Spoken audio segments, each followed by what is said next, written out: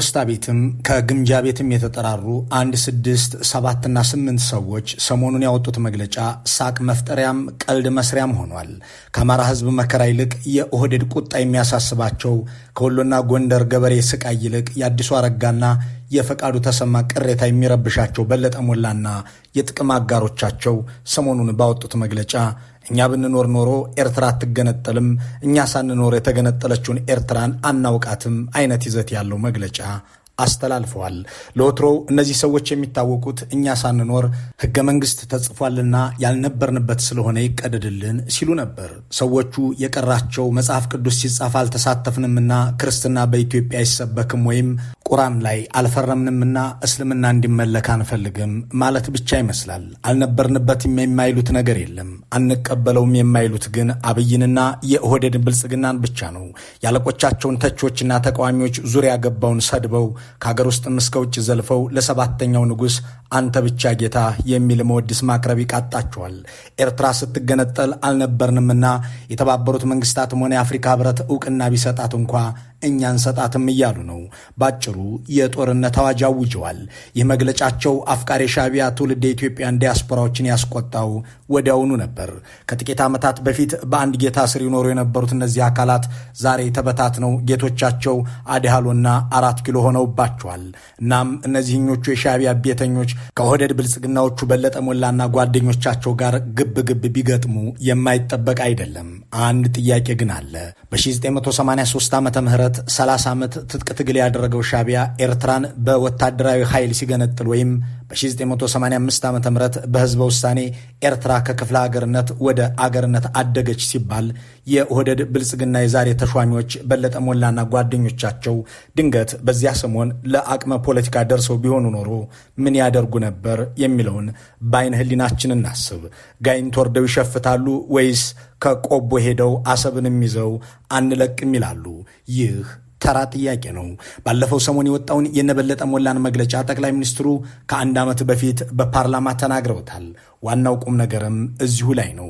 ጉዳዩን በዝርዝር እንመለከተዋለን።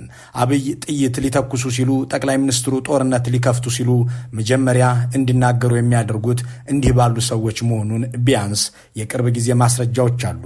እንዲህ ያሉ ሰዎች የሚለው ገለጻ የአማራ ልሂቃን የሚልን ቃል ላለመጠቀም ከሚደረግ ጥንቃቄ የሚመነጭ ነው።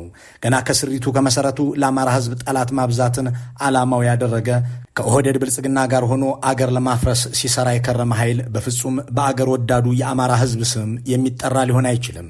እናም እነዚህን ሰዎች የአማራ ልሂቃን ከማለት ይልቅ ጠቅላይ ሚኒስትሩ እንዳሻቸው የሚያደርጓቸው የአብይ አማሮች ወይም እነበለጠ ሞላን ደግሞ የአብይ ብልጽግና ንቅናቄ ወይም የአማራ ብልጽግና ንቅናቄ ማለት ሳይሻል አይቀርም። እንዴት የሚለውን በጥቂቱ Elitism emphasizes the role of economic and social power in shaping political outcomes and suggests that democracy is often constrained by the influences of the elite.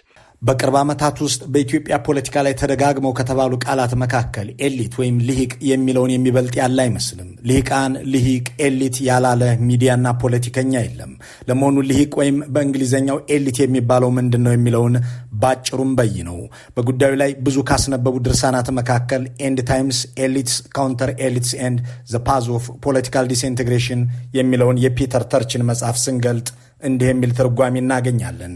ልሂቃን የሚባሉት ባጭሩ ህዝብን በማሳመንና ለህዝብ የሚጠቅምን አጀንዳን በመቅረጽ ተጽዕኖ የማሳደር ማህበረሰባዊ አቅም ያላቸው ተደማጭ ሰዎች ናቸው ይልና ትንሽ ገጾችን አለፍ ብለን ደግሞ እነዚህ ማህበረሰብን ቅርጽ በማስያዝ ሚና የሚኖራቸውና ተደማጭ ኃይሎች ወታደራዊ መኮንኖች፣ ሴናተሮች፣ የተለያዩ ኩባንያዎችን የሚመሩ ስራ አስኪያጆች፣ ሴናተሮች፣ ሀብት ያላቸው ነጋዴዎች ወዘተ ናቸው ሲል እናገኘዋለን።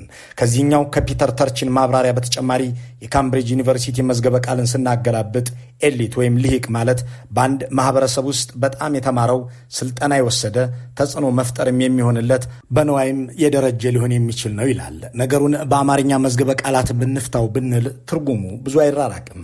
የአቢሲኒካ መዝገበ ቃል ልሂቅ ማለት በዘመን ከሁሉ የቀደመ ብዙ ዘመናትን የኖረ በማንኛውም ተቀዳሚ ነገር ለሀገር በሚደረግ ነገር በረከትን ቡራኬን የሚሰጥ ይለዋል። በእነዚህ መመዘኛዎች ሁሉ ስናየው ልሂቃን ለሀገርና ለወገን በጎ ለማሰብና የተሻለ አቅጣጫ ለማመላከት የሚጥሩ ሐሳብ የሚያመነጩ ሀብታቸውንም ለዚሁ ጉዳይ የሚረጩ ናቸው።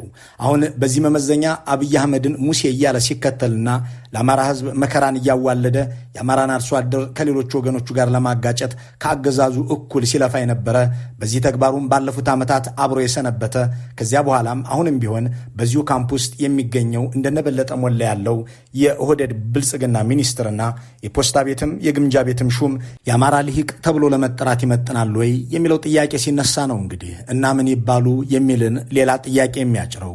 እነዚህ ልከኛ ስማቸው ሰፋ ሲል የአብይ አማራ ጠበብ ብለው አብነን ለሚሉት ለነበለጠ ሞላ ደግሞ የአብይ ብልጽግና ንቅናቄ የሚለው ይሆናል። እናም ከ5 ዓመታት በፊት በኢትዮጵያውያን ላይ እልቂት ሲመጣና ኦህዴድ ከሻቢያ ጋር ገጥሞ ህዝብን ሲጨፈጭፍ የአብይ አማሮች የኢሳያስ አፈወርቂ አድናቂ ነበሩ። አሁን ደግሞ ሻቢያ ለኢትዮጵያ በጎ የማሰብ ታሪክ የለውም ብለው ተከስተዋል። ለእነዚህ ሰዎች የሚቀርበው ጥያቄ አሁን ነው ወይ የገባችሁ የሚለው ሎጂክ መር ጥያቄ አይደለም። ከክርስቲያን ታደለ መታሰር ይልቅ የሽመልስ አብዲሳ ጤንነት የሚያስጨንቀው የአብይ ብልጽግና ንቅናቄ በአማራ ህዝብ ላይ የታወጀን ጦርነት የጸጥታ መታወክ ብሎ የሚጠራ ከአማራ ህዝብ ይልቅ የአዲሱ አረጋና የፈቃዱ ተሰማን ቆጣ የሚፈራ ከአማራ ህዝብ ሰላም ይልቅ የዝናሽ ታያቸው ጤንነት የሚያስጨንቀው በደሳለኝ ጫኔ አገላለጽ ይህ ተሿሚ አንጃ ምን በል ተብሎ ምን እያለ ነው የሚለው መሰረታዊ ጥያቄ ነው። ጠቅላይ ሚኒስትሩ ከ1 ዓመት በፊት የተናገሩትን ከ1 ዓመት በኋላ ድገምልኝ የተባለ የሚመስለው ይኸው የአብይ ብልጽግና ንቅናቄ ካነሳቸው ነጥቦች አንዱን እንየው።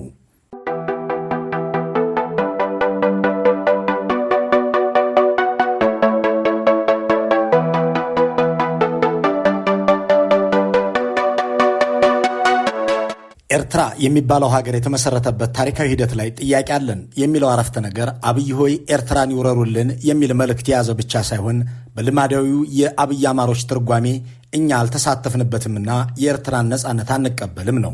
ኤርትራ የምትባልን ሀገር የተባበሩት መንግስታት በውሳኔ ቁጥር 828 184ኛ የዓለም ሀገር አድርጎ ግንቦት 20 1985 ዓ.ም ተቀብሏታል። በዚሁ ሰሞን የአፍሪካ ህብረት ተመሳሳዩን አድርጓል። ሰዎቹ የሚታወቁት ህገ መንግስቱ ላይ አማራ ስላልተሳተፈ ይቀደድልን ሲሉ ነበር። ብትኖሩ ምን ትጨምሩ ነበር ብሎ የጠየቃቸው ግን አልተደመጠም።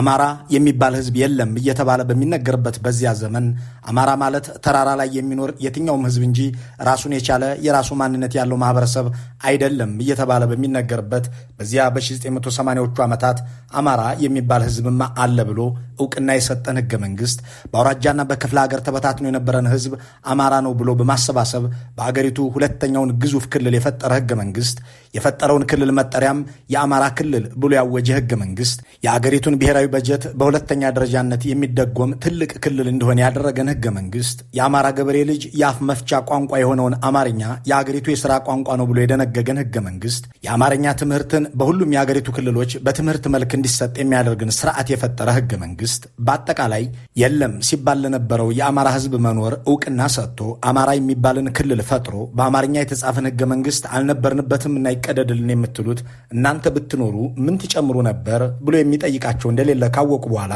ይህንኑ ጥያቄ አሳድገውት ኤርትራ ስትገነጠል አልነበርንምና እውቅና እንሰጣትም ብለዋል። ይህንን ግን 8ቱ ሰዎች በለጠ ሞላ እየመሯቸው የጻፉት ተራ ሀተታ አድርጎ መውሰድ ትርጉም ያለው አይመስልም። ተላላኪው ላይ ሳይሆን ላኪው ላይ ስናተኩር ወደ ህዳር 4 2016 እንመለሳለን። በዚህ ዕለት በፓርላማ ንግግር ያደረጉት ጠቅላይ ሚኒስትር አብይ በ1950ዎቹ የፈረሰውን የኤርትራ ፌዴሬሽን ታሪክ አስታውሰው ወደብ የማናገኝ ከሆነ ያኔ ፌዴሬሽኑ እንደተቀደደ ሁሉ አሁንም ይኸው ሊደገም እንደሚችል ፍንጭ ሰጥተው ነበር። ያን የነበረው መንግስት ኮንፌዴሬሽኑ አያስፈልግም፣ እኛ እንሻላለን፣ እኛ ጠንካራ ነን ብሎ ፌዴሬሽኑን ቀደደው። ያኔ ጠንካራና ኃያል የነበረው መንግስት ወድቆ የተቀደደበት ኃይል ደግሞ የለም ብሎ ታግሎ ዘመናት ቢፈጅም ኤርትራ ሀገር ሆነች። ይሄ የትናንትና ማስታወሻችን ነው። አሁን እንወያይበት ካል ናቅ የሚያደርግ ሰው ካለ ልክ እንደ ኮንፌዴሬሽኑ አላቅ የሚያጋጥመውን ነገር በውይይት ካልተፈታ፣ በንግግር ካልተፈታ፣ በቢዝነስ ካልተፈታ ምን ሊያጋጥም እንደሚችል መገመት አይቻልም። ኢትዮጵያን የመታደግ ከበቂ በላይ አቅም አለን። ይሄኛው የጠቅላይ ሚኒስትሩ ንግግርና የአብይ ብልጽግና ንቅናቄ ሰሞነኛ መግለጫ አንድ አይነት ነው። ጠቅላይ ሚኒስትሩ ኤርትራ በፌዴሬሽን ከኢትዮጵያ ጋር በቀጠለችበት ዘመን እኛ ጠንካራ ነን ያለው የኢትዮጵያ መንግስት ፌዴሬሽኑን ቀዶታል ካሉ በኋላ በእጃቸው የመቅደድ ምልክት እያሳዩ ዛሬም እንደዚያው ሊደረግ እንደሚችል በመጠቆም የሚያጋጥመውን አላውቅም ብለዋል። ያኔው መንግስት ጠንካራ ነኝ ብሎ ፌዴሬሽኑን እንደቀደደው በጠቆሙበት በዚሁ ንግግራቸው ላይ አሁንም ከበቂ በላይ አቅም እንዳላቸው ተናግረዋል። በለጠ ሞላና ጓደኞቻቸው በመግለጫቸው ላይ ያስነበቡትም ይህንኑ ነው። የኤርትራ ሉዓላዊነት ይቀደድልን የሚለውን ጉዳይ በስፋት አትተውታል። ለዚህም ነው ተላላኪውን ትተን ላኪው ላይ ማተኮር የሚበጀው።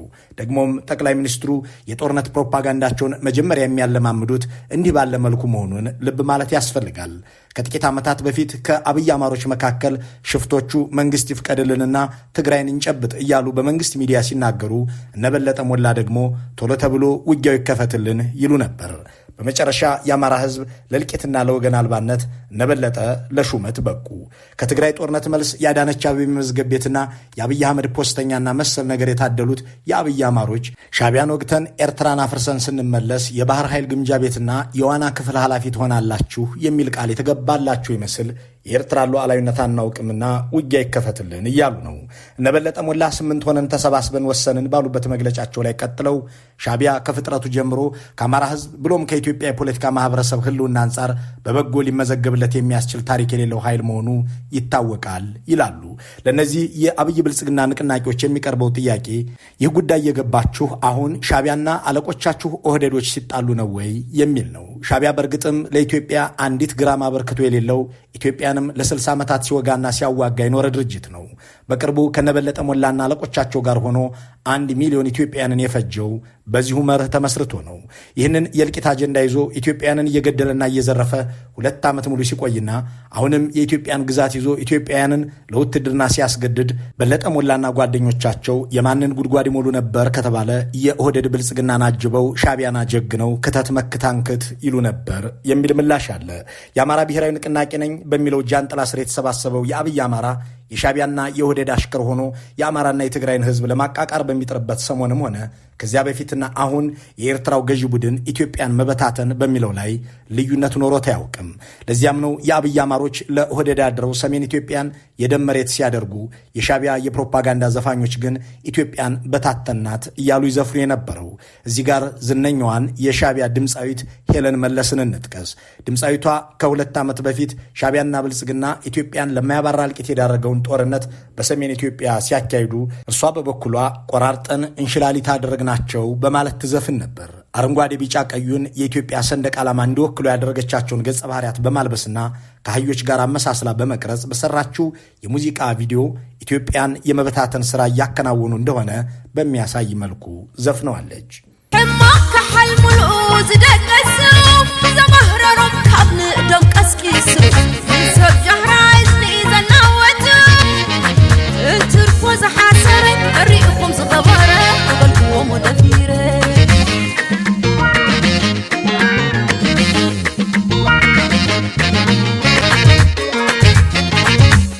ክፉ ያለሙበትን ቀስቅሶ አባነናቸው፣ በጉራ ጆሮን ያናወጡ ወደ አይጥ ሰፈር ጨመራቸው፣ አፋቸውን ከፍተው ሊበሉት አዙ ሆነው የመጡበትን ቆራርጦ እንሽላሊት አደረጋቸው እያለች በዘፈነችው በዚህ ዘፈን ላይ የኢትዮጵያ ሰንደቅ ዓላማ ከሚጠቀምባቸው ቀለሞች መካከል 3ቱ አረንጓዴ፣ ቢጫ፣ ቀዩን የለበሱት ገጸ ባህሪያት በመጨረሻ ሲበታተኑ የሚያሳይ የሙዚቃ ቪዲዮ ሰርታለች። አረንጓዴ፣ ቢጫ፣ ቀዩን ሰንደቅ ዓላማ የለበሱት ሰዎች ኤርትራን እንዲወክል በተደረገው ገጸ ባህሪ ተሸንፈው ሲበታተኑ የሚያሳየው ይህ ሙዚቃ ቪዲዮ ትክክለኛውን የሻዕቢያ ዕቅድ የሚያሳይ ነው። ሻዕቢያዎች ሄለን መለስን ይህንን ሲያዘፍኑ የነበረው ደግሞ የአብይ አማሮች የኦህዴድ ብልጽግና ገባር ሆነው ኢትዮጵያውያንን ለመግደል አዋጅ አውጥተው በሚያሳድዱበት የትግራይ ጦርነት ወቅት ነው። ይችኑ ዘፋኝ ሄለን መለስን የአብይ አማሮች ባህር ዳር ድረስ ወስደው ብዙ ገንዘብም ከፍለው ያዘፍኗትም ነበር። ከጎንደር ኦርቶዶክሶችን በማንነታቸው አፈናቅለውና አባረው የኤርትራን ኦርቶዶክስ ቤተ ክርስቲያንን ግን ለጥምቀት ናልን እያሉ ይጠሩ ነበር። በአገር ውስጥ ወገናቸውን እየወገሩ የኤርትራን እግር ኳስ ቡድን ከፋሲል ከነማ ጋር እግር ኳስ ተጫወትልን እያሉ ይጋብዙ ነበር። ደግነቱ በጸረ ኢትዮጵያም ሆነ በጸረ አማራ አቋሙ የጸናው ሻዕቢያ ቤተክርስቲያኗም ሆነች የእግር ኳስ ቡድኑ የአብይ አማሮች ጎንደር ላይ ሆነው ያቀረቡላቸውን ጥሪ ሰምተው እንዲሄዱ አልፈቀደም። ይህንን ሁሉ አገራዊ ነውርና እልቂት ከኦህዴድ ብልጽግና ቀጥሎ ሲያዋድድ የነበረው የበለጠ ሞላና ጓደኞቻቸው ስብስብ አሁን በድንገት ተነስቶ ሻዕቢያ ለኢትዮጵያም ሆነ ለአማራ ሕዝብ ጠላት ነው ብሎ ብቅ ብሏል። ይህንን የሰማ አንድ የወሎ አርሶ አደር አዎ ሻዕቢያ ልክ እንደናንተ እና እንደ አለቆቻችሁ ጠላታችን ነው ብሎ ሊያጉረመርም ይችላል። በዚህ ዝግጅት የአብይ ብልጽግና ንቅናቄ ስንል የጠራነውን የበለጠ ሞላና ጓደኞቻቸውን ስብስብ የቀድሞ አባላቸውና አሁንም በፓርላማ የሚገኙት ደሳለኝ ጫኔ የጥቅም ማስጠበቂያ ፓኬጅ ይሉታል። ከሳቸው አስተያየት ላይ ጥቂት አረፍተ ነገሮችን አክለን ጥንቅራችንን እናጠናቅ። እንዲህ ይላሉ። ፓርቲው ህልውናው እንደሌለ የሚቆጠር የጥቂት አመራሮች የስልጣንና የጥቅማ ጥቅም በተደጋጋሚ እንደምለው ከምግብ ዋስትና ማረጋገጫነት ሴፍቲኔት ፓኬጅ የዘለለ ፋይዳ የሌለው ድርጅት እንዲሆን በተጠና መንገድ ተደርጓል። ከዚህ በኋላ ከመኖሩ ይልቅ ባለመኖሩ የአማራን ህዝብ የሚጠቅም ፓርቲ ነው። የአማራን ህዝብ ባይጠቅም እንኳን የማይጎዳ ቢሆን ኖሮ የተሾሙት አመራሮች እንጀራ በልተው ቢያድሩበት በግሌ ችግር የለብኝም። መልካሙን ሁሉ በመመኘት በዚሁ እንሰናበታለን።